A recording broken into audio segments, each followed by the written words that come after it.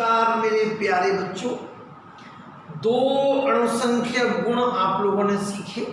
वाष्प दाब में आपेक्षिक अवनमन, उसकी सहायता से अवाष्पशील विलेय का अणुभार।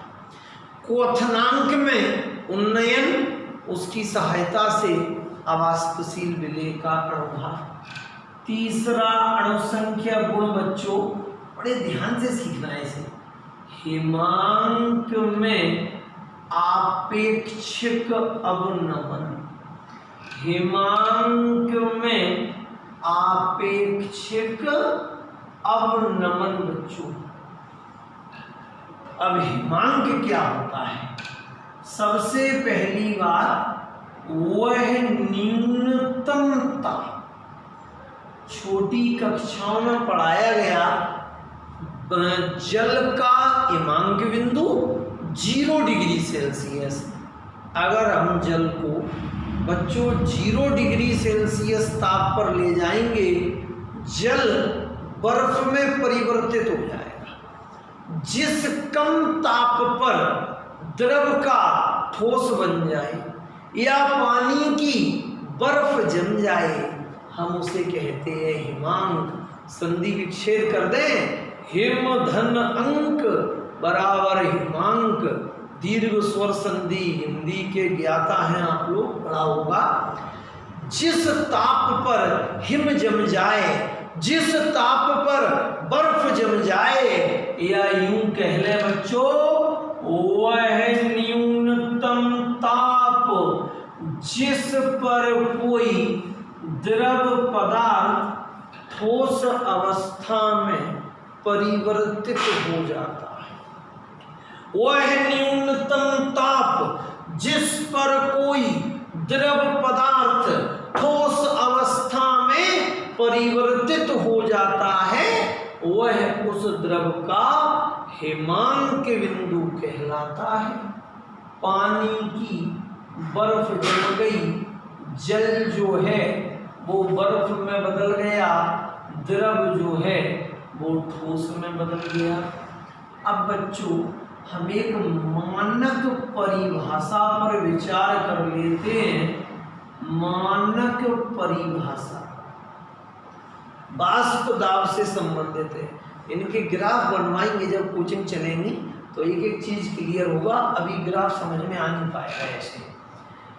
मानक परिभाषा वह न्यूनतम ताप जिस पर द्रव एवं ठोस अवस्थाओं की वाष्प दाब का मान एक बराबर हो जाता है। द्रव का वाष्प दाब एक वायुमंडलीय, ठोस का वाष्प दाब एक वायुमंडलीय। वह न्यूनतम ताप जिस पर द्रव एवं ठोस अवस्थाओं की वाष्प दाब का मान एक बराबर हो जाता है, वह उस द्रव का हिमांक बिंदु कहलाता है। बच्चों एक साधारण परिभाषा है, दूसरी मानक परिभाषा है, दोनों करनी पड़ती हैं। साधारण परिभाषा सभी बच्चे बोलेंगे, वह न्यूनतम ताप जिस पर कोई द्रव पदार्थ ठोस अवस्था में परिवर्तित हो जाता है, वह उस द्रव का हिमांक बिंदु कहलाता है। मानक परिभाषा बच्चों वह न्यूनतम ताप जिस पर द्रव एवं ठोस अवस्थाओं की वाष्प दाब का मान एक बराबर हो जाता है, वह उस द्रव का हिमांक बिंदु कहलाता है। अब बच्चों दो तंत्र बना रहे हैं, वही इनसे परिभाषा बनेगी। एक पात्र में केवल और केवल पानी है। पानी जो है विलायक नहीं कह रहे बच्चों, शुद्ध विलायक है। और भैया जल को जमने में 0 डिग्री सेल्सियस ताप लगता है, पानी का हिमांक बिंदु 0 डिग्री सेल्सियस होता है। ठीक है भैया, यहाँ पात्र में पानी लिया, पानी जो है वो विलायक है, हमने थोड़ा सा सोडियम क्लोराइड नामक अवाष्पशील विलेय मिलाया।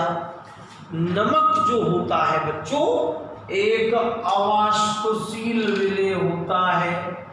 अब विलेय जब घुल गया विलयन बन गया बच्चों। अब हम आपसे पूछ रहे हैं इस जल की सांद्रता अधिक या इस जल की अधिक? आप कहेंगे यहाँ तो केवल पानी था, यहाँ पानी भी था, नमक भी घुला था, तो इसकी सांद्रता ज्यादा है। सांद्रता ज्यादा तो यह जल्दी जमेगा। यहाँ समझना ट्रिक है थोड़ी। फ्रीजर के अंदर सांद्र विलयन जल्दी जमते हैं या तनु विलयन? सांद्र विलयन। तो ये जल्दी जमेगा। जल्दी जमा मतलब कितने पे जमा? 5 पे। शुद्ध विलायक कितने पे जमा? 0 पे। विलयन कितने पे जमा? 5 पे। अब हम आपसे पूछें कि 0 बड़े या 5? आप कहोगे 5, कोई भी बता देगा। 0 बड़े या 5? 5। 5 क्वथनांक बड़ा, इसके पीछे वाला। क्वथनांक के मान ऊपर की ओर चलते हैं, हिमांक के मान नीचे की ओर चलते हैं। तो कोई पूछे 0 बड़े के 5, तो भैया 5 बड़े, मगर 5 क्वथनांक बड़ा, हिमांक क्या बड़ा? 0 बड़ा। परिभाषा उठाएं। जब किसी विलायक में कोई अवाष्पशील विलेय मिला दिया जाता है, बोला करें सभी बच्चे घर पे बैठकर, जब किसी विलायक में कोई अवाष्पशील विलेय मिला दिया जाता है तो प्राप्त होने वाले विलयन का हिमांक शुद्ध विलायक के हिमांक की तुलना में कम प्राप्त होता है। विलयन के हिमांक में उत्पन्न होने वाली यह कमी ही हिमांक में आपेक्षिक अवनमन कहलाती है और इसे संकेत डेल्टा टी एफ द्वारा व्यक्त किया जाता है। बच्चों F is the freezing point. क्वथनांक को इंग्लिश में कहते हैं बॉइलिंग पॉइंट, तो संकेत हुआ डेल्टा टीवी, और हिमांक को बच्चों कहते हैं फ्रीजिंग पॉइंट, तो संकेत हो गया डेल्टा टी एफ। एक उदाहरण से और से है। 2 भैया हैं बच्चों, दोनों के पास एक एक ट्रे है। एक भैया ने बर्फ की ट्रे में शुद्ध जल भर दिया, प्योर वाटर, और एक ने पानी लिया, 1 चम्मच नमक घोल दिया, नमक का विलयन रखा। अब किसकी सांद्रता ज़्यादा? इस भैया की। यहाँ केवल शुद्ध विलायक है, यहाँ बच्चों विलयन है। एक ही समय पे दोनों भैया फ्रीजर में ट्रे को रखेंगे, किस भैया की बर्फ जल्दी जमेगी? जिसकी सांद्रता का मान अधिक था। हिमांक में क्या हो गया? इसमें अवनमन हो गया, कमी आ गई। ऐसे चलो, कमरे का ताप 35, किचन तक गए 30, फ्रिज खोला 20, 15, 10, 8, 7, 6, 5, 5 पे क्या जमा, बिलियन, 4 3 2 1, 0 पे क्या जमा, शुद्ध विलायक। ऐसे शुद्ध विलायक का ईमान TF डिग्री, बिलियन का ईमान TF, then delta TF is equal to, बड़े में से छोटा घटता है बच्चों, TF डिग्री माइनस TF। अब इन आंकड़ों के हिसाब से ईमांक में अवनमन कितना रहा बच्चों, -5, 0 में से कितने गए, 5, तो कितने बचे, -5। अब इसी में बच्चों एक टॉपिक चलता है, मूलल ईमांक अवनमन स्थिरांक। कौन सा टॉपिक बच्चों, मूलल ईमांक अवनमन स्थिरांक। ध्यान दें, वही है क्वथनांक जैसा। हीमांक में अवनमन का मान मूललता के अनुक्रमानुपाती होता है। मूललता माने सांद्रता, तो डेल्टा TF समानुपात को बराबर में बदले बच्चों, KF इंटू M। समीकरण 2 में KF एक स्थिरांक है जिसे मोलल हिमांक अवनमन स्थिरांक कहा जाता है। अगर बच्चों मूललता इकाई माने विलयन को एक मूलल ले लें तो बच्चों क्या होगा, डेल्टा TF बराबर KF।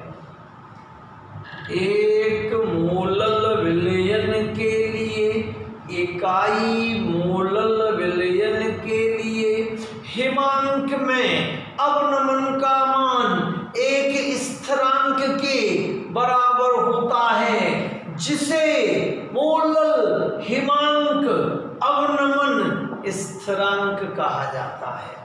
थोड़ा सा रिवाइज करें बच्चों, ये याद कराने की जो टेक्नोलॉजी है ना, इसका भरपूर लाभ उठाएं। जब जो बच्चे अभी थोड़ा थोड़ा याद कर लेंगे ना, अगले महीने जब पढ़ाए, क्योंकि पढ़ाएंगे तो शुरू से, कुछ बच्चे नए आएंगे तो वो लोग तो वीडियो को देख नहीं रहे हैं, तो जब पढ़ाएंगे शुरू से तुम्हें इतना बढ़िया लगेगा, अरे आनंद आ गया। हिमांक वह न्यूनतम ताप जिस पर कोई द्रव पदार्थ ठोस अवस्था में परिवर्तित हो जाता है, वह उस द्रव का हिमांक बिंदु कहलाता है। बच्चों, अध्ययन का एक नियम होता है, प्रारंभ करें आराम से, धीमी गति से, सरल चीज से, और धीरे धीरे अपनी पढ़ाई में आक्रोश लेकर आए। उत्तर भी ऐसे याद करें, प्रारंभिक चरण धीरे धीरे, फिर धीरे धीरे उत्तर अपने आक्रोश में आएगा।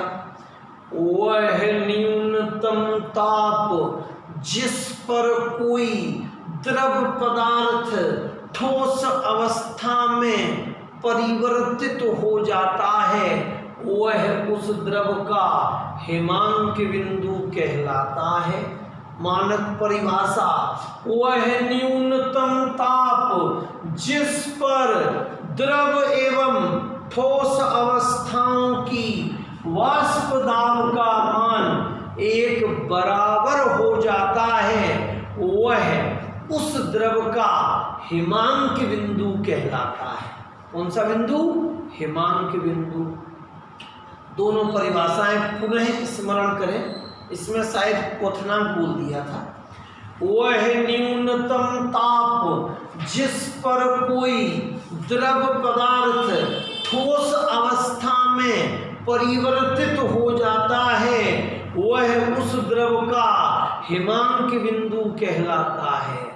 मानक परिभाषा, वह न्यूनतम ताप जिस पर द्रव एवं ठोस अवस्थाओं की वाष्प दाब का मान एक बराबर हो जाता है, वह उस द्रव का हिमांक बिंदु कहलाता है।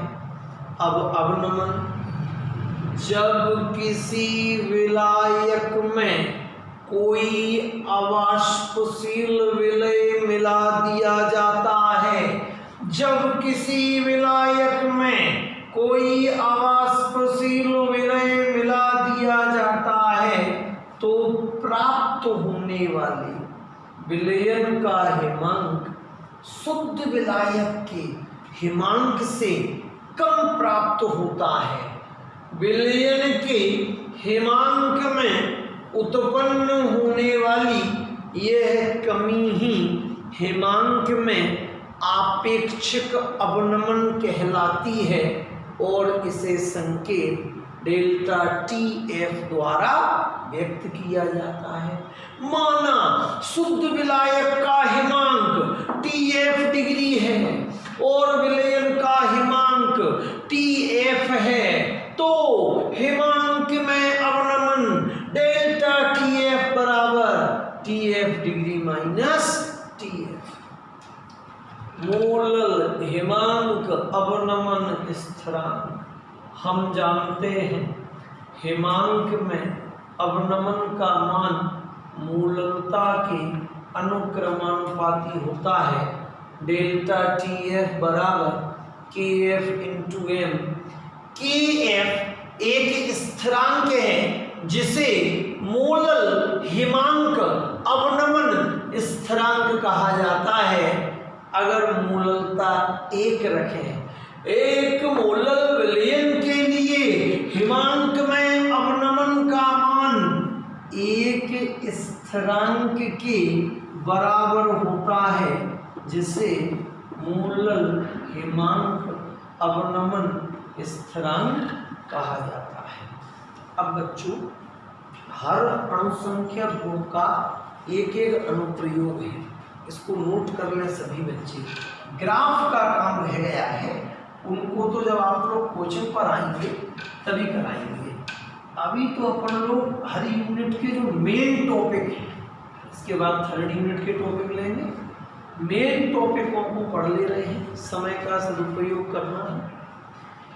हिमांक में आपेक्षिक अवनमन की सहायता से अवाष्पशील विलय का अणुभार, हिमांक में आपेक्षिक अवनमन की सहायता से अवाष्पशील विलय का अणुभार कैसे निकालते हैं?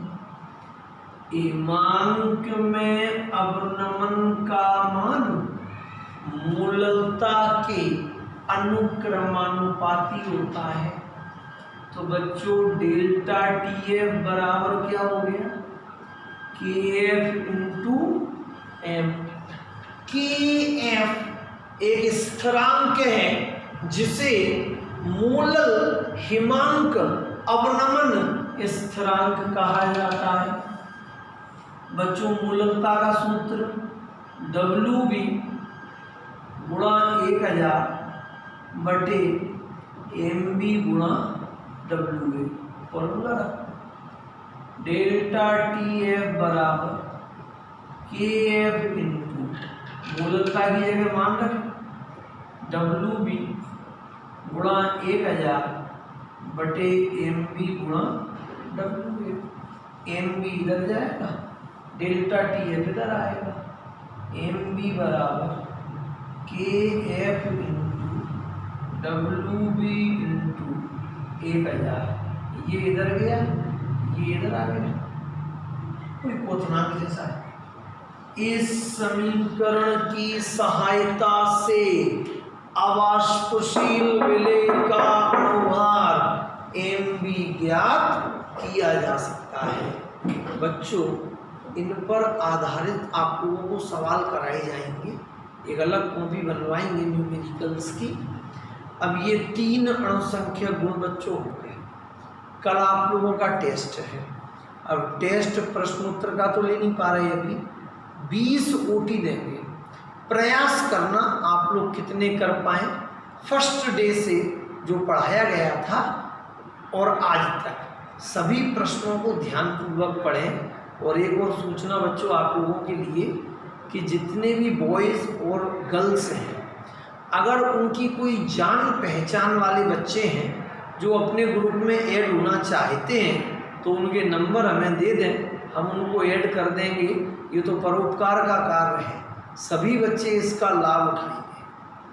ठीक है बच्चों, बहुत बहुत धन्यवाद। पढ़ें, कल टेस्ट की अच्छी तैयारी करें।